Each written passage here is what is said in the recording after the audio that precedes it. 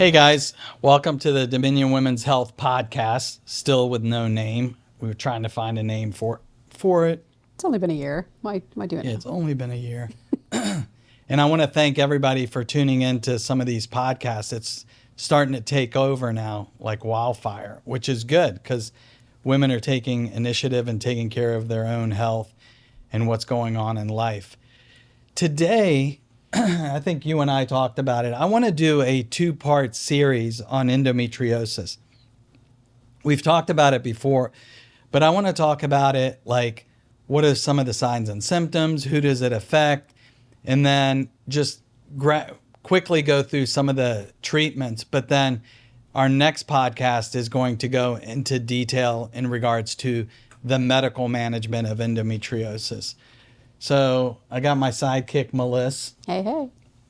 So everyone that talks about endometriosis, I think that a lot of times patients aren't educated with endometriosis, that this is like a lifelong process. It's not like you have an ovarian cyst and we get rid of the ovarian cyst and you're cured for life, especially for young women. So I want to just go through, we put up on the screen some of the studies and some of the symptoms that patients have. But if you look at the womenshealth.gov on endometriosis, it probably, according to them, it affects about 11% of American women between the ages of 15 and 44. Probably it affects more like 30% of women. And if you look at infertility, it can affect up to 60 to 70% of women with infertility. And some of we're going to go through what is really endometriosis. And one of the diagnosis or theories behind endometriosis, and I'll show you a screen, a view in just a second, but it's called retrograde menstruation. And what happens with this retrograde menstruation is when a woman has her menstrual cycle, instead of blood coming through from the uterus through the cervix into the vagina, it sort of leaks through her fallopian tube. And what it really means is it's endometrial tissue or estrogenized tissue that's coming through the fallopian tubes and attaching. So it can attach in the posterior cul-de-sac, which is behind the uterus. It can attach on your bowels, your ovaries, which can be really painful. It can cause cysts. And what we find with endometriosis, and I talk to young women about it, especially right when they start their cycles, is one of the most common symptoms of it is just a few days before your cycle begins, you begin having cramping, really feeling like crap. And then during your cycle, you're almost missing school, work, and not almost, you're missing work, and you feel miserable. And then once your cycle's over, you get a 10-day period of feeling better, and then the vicious cycle starts back again. And that's the whole theory on endometriosis. So if you think about it, what causes endometriosis to grow is it's estrogen. So if you're still having menstrual cycles, if you're still premenopausal, ovulatory, it's feeding the endometriosis. And surprisingly, even your own body fat produces a low dose estrogen, which feeds endometriosis. So what are some of the uncommon places or places that it attaches? Like I mentioned, it could be on your bowel. So like during your cycle, you might have severe abdominal cramping, diarrhea, which can because it causes an inflammation of your bowels. One of the craziest places I've seen endometriosis that we operated on a patient with a urologist was it grew into the woman's bladder. So it can grow anywhere. It can come up in your abdomen towards your diaphragm where you're having problems breathing. The most common place is your fallopian tubes and your ovaries, and that's where you get into it with infertility because, again, it's causing inflammation, which causes your tubes to get inflamed, which also it can inhibit you from ovulating, and it causes infertility. So that's one of the things. And when we talk about like even a cyst, what they call it a chocolate cyst or an endometrioma. So when it attaches to your ovary and it starts getting inflamed, it causes this cyst and it becomes like a capsule where the cyst most of the time doesn't rupture and the blood can't get absorbed. And those can be extremely, extremely painful if they're big enough. And sometimes when we do surgery on patients and we put a laparoscope in and we excise that cyst, the reason why they call it a chocolate cyst is it looks like milk chocolate when you rupture that cyst. Surprisingly, when we operate on patients with endometriosis or endometriomas, in the recovery room, these patients feel 50 to 70% better because you've gotten rid of that inflammation or excised that endometriosis. What are the causes and the risk factors? Well, causes, as we just mentioned, the most common theory that has a lot of legs to stand on is the whole retrograde menstruation. Some of it, some people have the theory of lymphatic spread as well. Who are the risk factors for endometriosis? What I tell a lot of my patients is it's not like you ate something wrong or did something wrong to get endometriosis. Most of the time, endometriosis is genetic. I mean, your mother, grandmother, someone in your family had a history of endometriosis. And what can we do to get rid of some of the misconceptions or ideas like, oh, endometriosis only occurs to women in their 30s and 40s. Endometriosis can start as early as your first menstrual cycle. So is that your phone or my phone? Mm-hmm. So, now I'm in the doghouse. So The one time I didn't tell you to turn it off. I know. So it can start at any age. And surprisingly, I've had patients that have endometriosis. We've treated them for endometriosis. And then I deliver their baby and they never have it again. Wow. So the wonder about it is, did you change something in delivering a baby vaginally or have a C-section where you don't get the retrograde menstruation? So that's pretty amazing. And a lot of patients, in the treatment processes, I tell young patients, they go, well, what can I do to treat it? And we're going to get into that, but just being pregnant alone, they're not having a period. So they feel amazing for 12 to 16 months, and they do really well.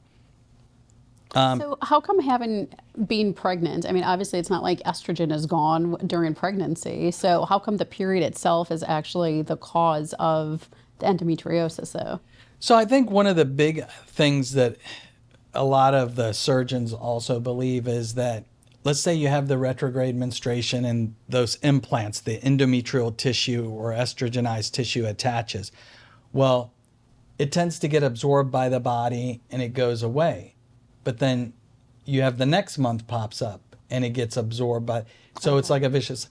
So, but if I take you for 12 to 18 months or 12 to 16 months without it, interesting. and you're not having a period, you tend to do really, really well. Breastfeeding as well, because they're not having a cycle. So that's, I think, one of the theories that has a lot of credibility behind it. Interesting. Okay. Has there been a lot of research done on endometriosis? You know, it goes back and forth because we tend to do a lot of endometriosis surgery. So we use what's called Firefly, which is ICG. It's pretty cool. When we do surgery, we give 2 cc's up to 4 cc's in the IV, and it lights up endometriosis that you don't see. And we tend to excise or ablate the endometriosis. But as far as like treatment of it, I mean, over the years, yes, we've gotten some medications, and we're going to talk about it on another podcast where we talk about Myfembry or Lissa. We're talking about in Lupron, where we talk about medications that are GnRH agonists and antagonists, and they inhibit the conversion to estradiol or to estrogen, which works well. But they have also side effects to them. I mean, you come off of it within a certain period of time, you're back into the endometriosis. So we use those medications if we're trying to calm things down, get rid of pain, and then have a patient as far as getting pregnant after that. Just a silly question, but if you have a woman who is, say, perimenopausal or postmenopausal, has never had a hysterectomy, still has ovaries, and you start doing hormone replacement therapy, does it come back? You know, and that's a great question, because we've got patients that we have on the bioidentical hormones or the pellets and who've had severe endometriosis in their history and they're postmenopausal. Mm-hmm. And I think in the past 21 years, we had 2 patients where It's like Okay. we woke up endometriosis, and they had Wow. an endometrioma where we had to go back in after it, and they Interesting. did well. But you'd think that it should all be gone by Right, then, right. but it can pop up. And I mean, they talk about prevention, and we'll get into that more on the other podcast with the medical management. But just as a quick thing, prevention early on, like if I have a 13, 14-year-old, what we do is to do the anti-prostaglandin effect or pain management is we put them on Motrin, Advil, Aleve during their cycles to get rid of some of the inflammation. As they get older, we try birth control pills, and then from there, we start talking about the Lupron, the Orlissas, the Myfembres, and that management. Is there a way you can prevent it? I think you can prevent endometriomas, you can prevent the implantation. As far as the disorder itself, you really, it's hard to say that there's a clear-cut prevention. One of the big things I think I wanted to talk about in this podcast is the effect of endometriosis. And I think a lot of people don't understand what women truly, truly go through with endometriosis. We've been fortunate enough to manage patients for 20 plus years with endometriosis, be part of a surgical center with the Firefly, but you get to see that endometriosis doesn't just affect you physically, it affects you mentally. I mean, a lot of patients, by having this pain, missing work, having pain with intercourse, it affects your life. I mean, you have a lot of patients that have endometriosis that have forms of depression, anxiety. I recently had a patient that I've seen it 3 times in my life where had a patient referred for surgery, and I go to examine her prior to surgery. And if you looked at her abdomen, it looked like she had changes in her skin color on her abdomen. Almost, it wasn't almost, it was 3rd-degree burns. Oh, And no one in the room recognized it but myself. And it wasn't because I was a genius, it's because I had a patient years ago that had done it. Every time she was right before her periods and during her periods, she was putting a heating pad on. And the heating pad got so hot, it would cause burns. wow. And that's how sad it is. And as soon as I mentioned it to this patient, like, how often do you put the heating pad? She started crying. She realized I figured out what was going on. And that's the sad part about endometriosis. So I talk to patients all the time about it, that we can start off very conservative. I mean, what is the definitive therapy for endometriosis is you get rid of the offending organ. So a lot of times you end up having to do a partial hysterectomy. You end up having to take one ovary, both ovaries, but also you got to deal with the repercussions of it. I mean, Yeah. look, God forbid you take out the uterus and ovaries in, let's say, a 25, 30-year-old woman who's already had her kids. What are you going to do about her postmenopausal phase? Right. So we usually give a cooling down phase to let it all clear up before we treat them again with hormone options. That's crazy. I feel bad for patients. So that patient you were just talking about, how long had it been before she was diagnosed and you were able to actually treat her for endometriosis? Well, that's the crazy part is, and that's why I always tell patients and family and friends, always go to your OBGYN. I think family practice are amazing, internal medicine are amazing, but they don't treat this often. So they're treating more of the symptoms than the disease. And this patient was referred to me for dysmenorrhea, which is painful periods, severe cramping. And she had recently got married, was interested in having a baby. Wow. And I mean, sometimes you want to catch these patients before it becomes too late. And that leads us into the whole pregnancy. Right. I mean, a lot of the infertility doctors will send us patients for surgical management to get rid of the cyst or excise the endometriosis. Because remember, it's inflammatory to the body. So you don't want to undergo like IVF or whatever prior to making sure the endometriosis is under control. And during pregnancy, I mean, the only time that we have problems with patients during pregnancy with endometriosis is if it's such bad scar tissue that they're having pain from the scar tissue. But in general, they do amazingly well during pregnancy. No kidding. I mean, and that's part of our history when we're taking it with a new patient. We say, how did you feel during pregnancy? And they go, oh my God, I felt amazing. Everything was great. It's all hell broke loose after Before and after the treatment. So for patients with endometriosis, is IVF really the only option, or is it just varied based on where they are, like in their cycle of endometriosis? It's based, I would probably say 60 to 70% in our practice's experience get pregnant spontaneously. No kidding. Just with treating it. Like after surgical management? After usually? surgical management or after medical management. Because in the past, we used to always say, oh my God, you have to have surgery before you try to get pregnant. But a lot of the medical management now gives you the ability to calm it down so that they can get pregnant. I mean, when I was in residency, the diagnosis of endometriosis could only be made by surgical pathology. Wow. So they used to say, oh, you don't have endometriosis. I don't see any pathology. Well, then they realized there was a risk and benefit of surgery. So then they found like a medication, Lupron, which you get a shot, and it basically shuts down your ovaries. It puts you into a temporary state of menopause. Well, by shutting down the ovaries, you're not having estrogen, which isn't feeding it. So they came up with the understanding that if you gave the patient Lupron and she was pain-free, that's diagnostic of endometriosis. Wow. But a lot of times if we have patients that have been trying to get pregnant, questionable history of endometriosis, and they're actively seeking to get pregnant, sometimes we'll do what's called a diagnostic laparoscopy, where we'll go ahead and put a camera through their belly button, do the firefly to see if any endometriosis light up, excise it, and at the same time check the fallopian tubes to see if they're open. And we do that, and they tend to do amazingly well. The big thing, in the nurses in just about all the operating rooms in the United States will tell you, patients with severe endometriosis, it's crazy. The physician will operate on them. By the time they get to the recovery room, they're not like a typical post-operative patient. They feel better. Yeah. Because the endometriosis will attach to nerve endings. And if it's attached to nerve endings, it causes severe pain.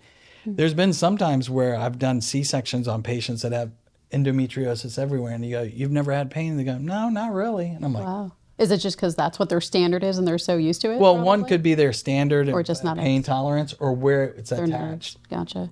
Like there was one patient I remember when I first started the practice, I operated with an amazing colorectal surgeon. And he said, hey, listen, this lady has an ovarian cyst. I'm removing part of her sigmoid colon because of a mass. And we got in there and it was all endometriosis. And the endometriosis had grown into her rectum. Oh my God. I was like, It's gotta be holy cow. I didn't want to say holy crap. Yeah. That's what. So, but yeah, it's truly, truly a big thing in the United States. And why is endometriosis getting so much more notoriety now? And you're seeing finally these drug companies coming up with antagonists and agonists that are anti-estrogenic, is because what I harp on every podcast is women are finally taking the initiative with their own health and demanding, hey, listen, I want to know what's going on. So I think that works out really well. But in the surgical aspect, I mean, it's great. We have a lot of like tools in our tool belt. I mean, ICG, Firefly is a big game changer. It was originally, I tell patients all the time, designed by Kodak, looking at the retina and the blood supply in the eye. And then all of a sudden, urologists started using it, cancer specialists, because it lights up blood supply or blood vessels. So these surgeons were using it as tumor markers, like the margins of the tumor would light up. Wow. So why do we see it with endometriosis? Because it's a blood product, uterine tissue. Interesting. So when I turn on the Firefly, it turns like bright green or in dark green in some cases. And you look at it and go, holy cow, I didn't see that with a regular light. Wow, that's amazing.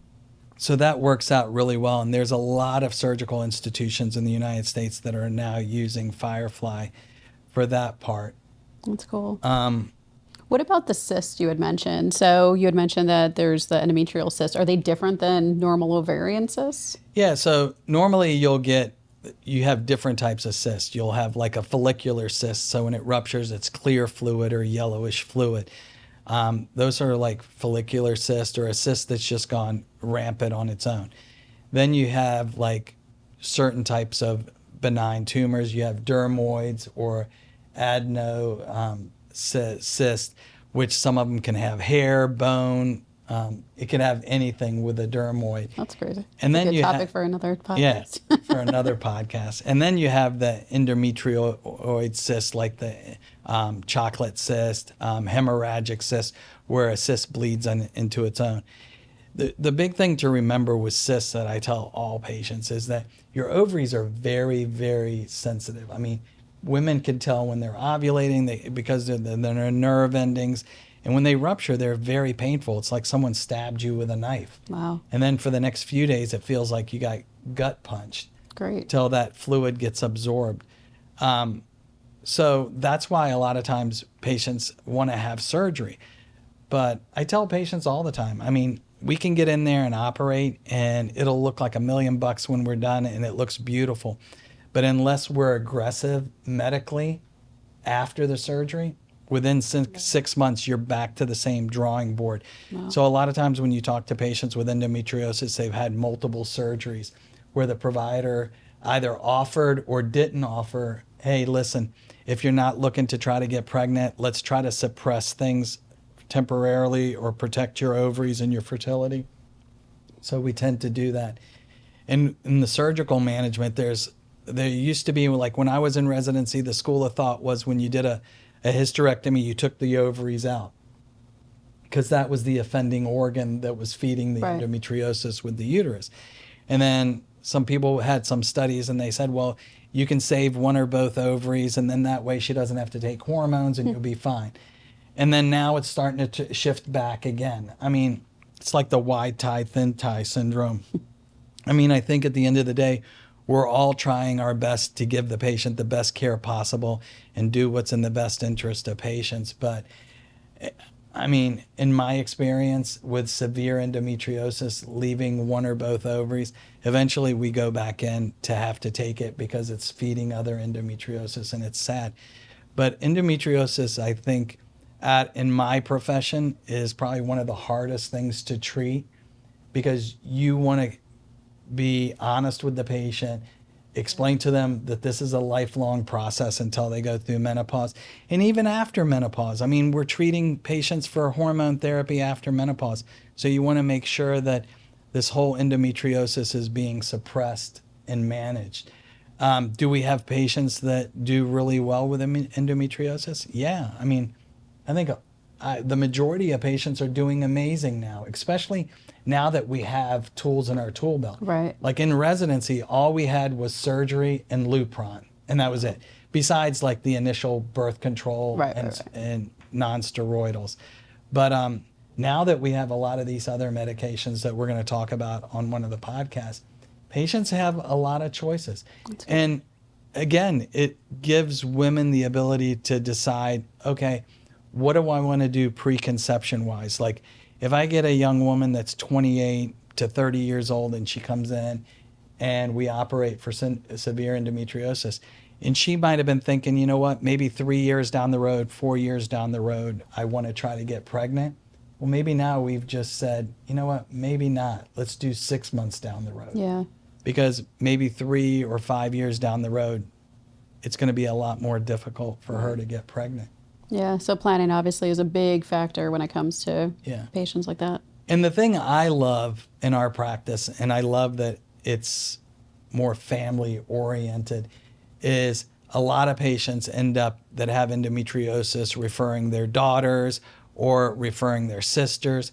And that's given us the ability to catch it early on. Yeah, definitely. Like I've had patients go, I've been having really painful periods. My mom had a history of a hysterectomy due to severe endometriosis. And I'm like, perfect. Let's stay ahead of this to avoid having surgery in the future.